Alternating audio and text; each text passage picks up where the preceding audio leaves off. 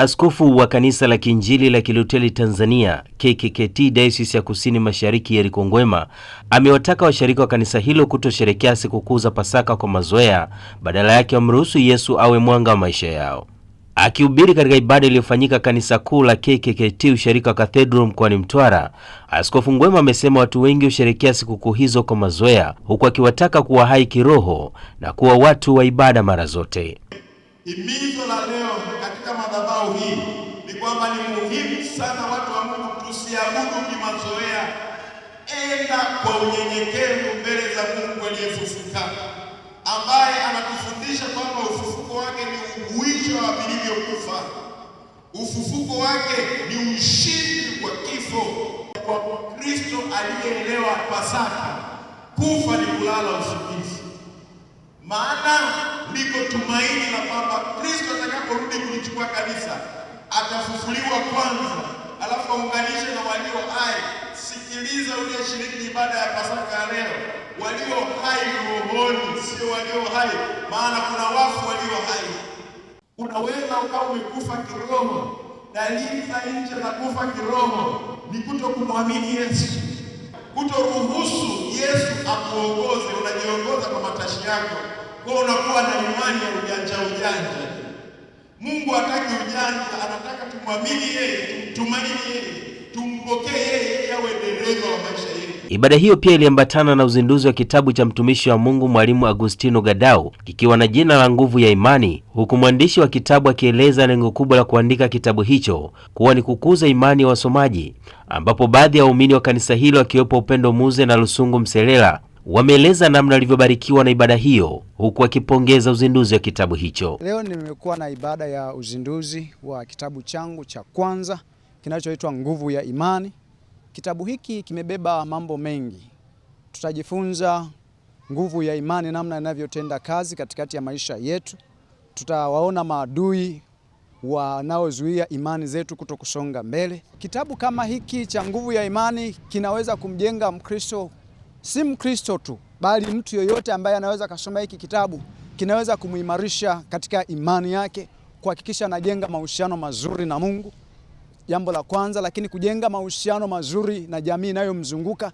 Lakini jambo la tatu, kujenga uhusiano mzuri na kanisa kwa ujumla wake na taifa kwa ujumla wake. Tunashukuru, ibada imekuwa ni nzuri. Tumefundishwa na kukumbushwa ile kazi ambayo Bwana Yesu aliifanya pale msalabani kwa ajili yetu. Ni kweli aliteseka, lakini mwisho wa siku alikuja kupata ushindi baada ya ufufuko, ambao kwa huo ufufuko ndio unaotupa picha halisi ya sisi kuwa Wakristo. Hivi kitabu ambacho kimezinduliwa leo, tunashukuru ni cha mwinjilisti wa kwetu katika dayosisi hii, kitabu cha Nguvu ya Imani. Bila imani, ukisoma maandiko, Biblia imesema bila imani hatuwezi kumpendeza Mungu. Mungu huwa anaangalia kiwango chetu cha imani ndani hata tunapomuomba.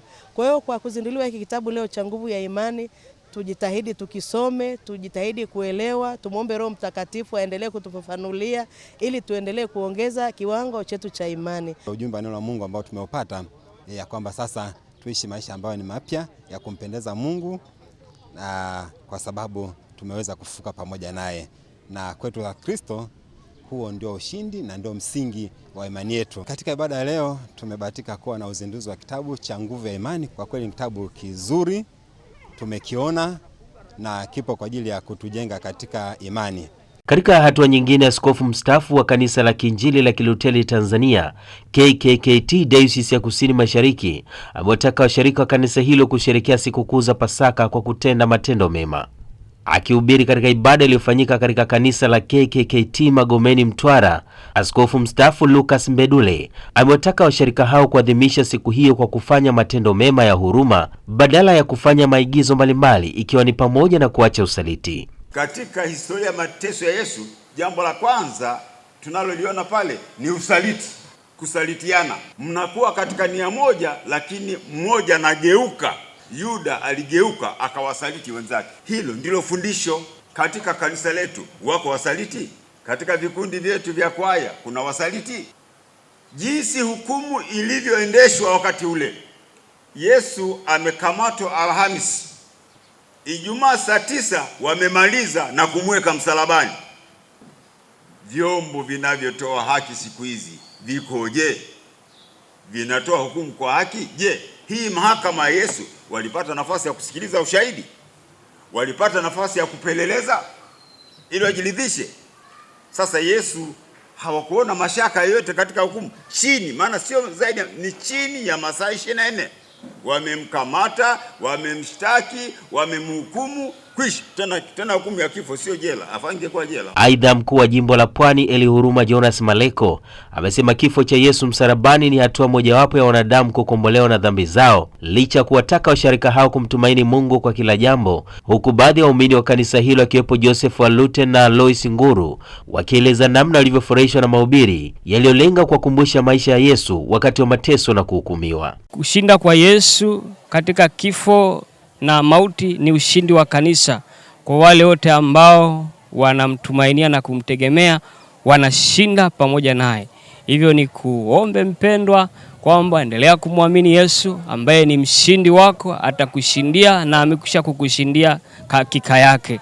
Mtumaini yeye, hashindi lolote. Pale ambako unaona kuna changamoto inakushinda, basi mkabidhi Yesu, wakati wote atakutetea na kukushindia. Furahi sana kuona wana wa Mungu ama washirika wenzangu wakiwa katika hali ya furaha. Zaidi sana nimefurahia mahubiri ya leo kwamba tuwe watu wa kutenda haki, tusiwe wasingiziaji, tulinganishe yale.